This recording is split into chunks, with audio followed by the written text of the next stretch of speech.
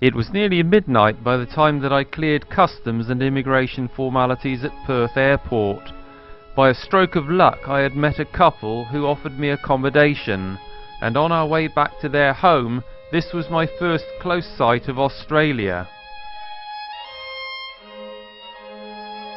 My hosts Robert and Vivian were incredibly kind, and allowed me to stay with them while I looked for work.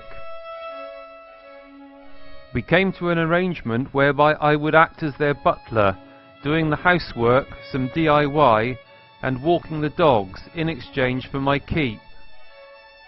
I quickly settled into life in Perth, particularly my daily walks with the dogs on the beautiful South Perth foreshore.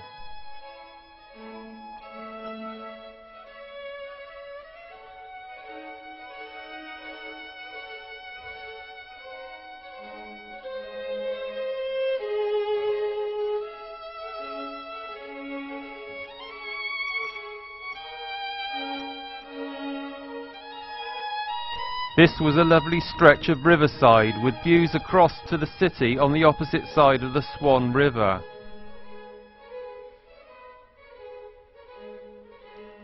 I crossed that river each day on the ferry to go into the city and search for work.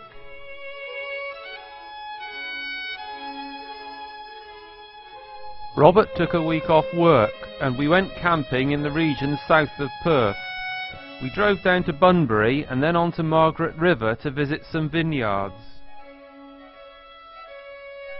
Then we drove on down to Albany on the southern tip of Western Australia.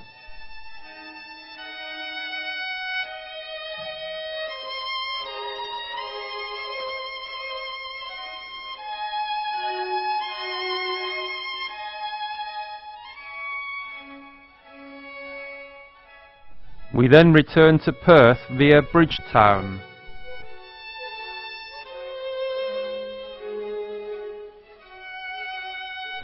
Perth was a beautiful place to wander around, although I may have enjoyed it more if I hadn't have been so occupied in trying to find work.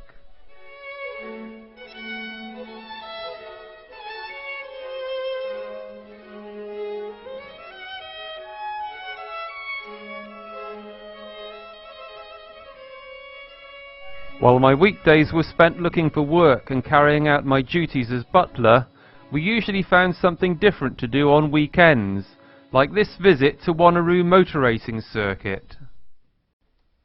Another Sunday we caught the ferry to Rottnest Island.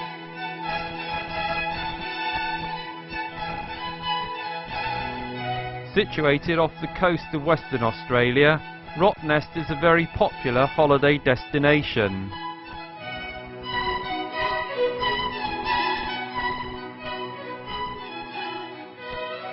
These cute little rodents called quokkas are found all over the island.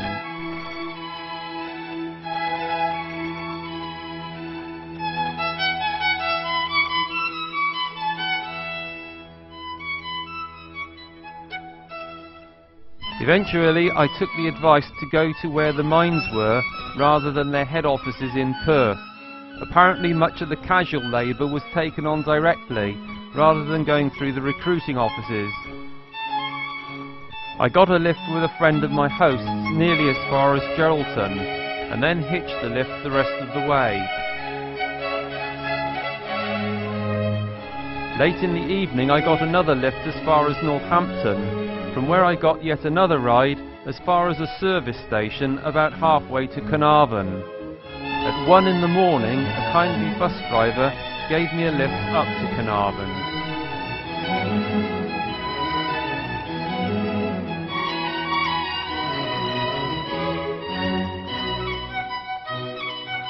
From there I got another lift to Karratha, with an English family touring Australia in a camper van.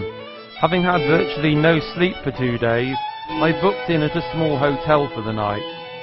The next morning I phoned around to try and get work, but drawing a blank I decided to hitchhike on further north. I got another lift with some men returning to a surveying job. They suggested that I hung around to see if their boss would give me some work, but when he didn't turn up I hitched on up to Port Hedland.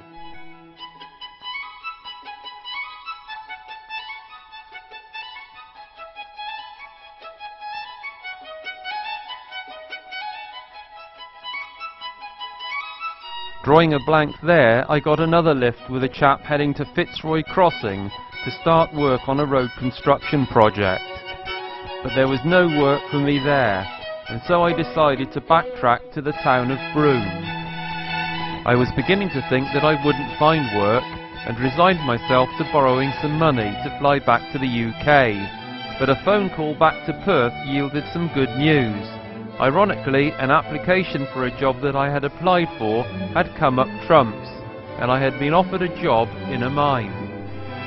The only problem was that my prospective employers needed me to start work within a few days, and the job was located at Windara Mine, which entailed me returning the 2,000 miles to Perth and then getting to Windara, which was another 950 miles from there. After finding it impossible to get a lift south, I joined a fellow hitchhiker who needed to get to his job quickly, and we both bought tickets on a flight from Broome to Port Hedland. This left me almost broke, and I was once again indebted to Robert for lending me the money for a bus ticket for the 24-hour bus ride back to Perth. Back in Perth, I barely had time to get my medical certificate and book a flight out to Laverton, where I would be living while I worked at the mine. Flying out was the only way for me to get to Laverton, as there was no overland transport, and hitching would have been almost impossible. As we flew over the area where I would spend the good part of my stay in Australia, I began to wonder what I had taken on.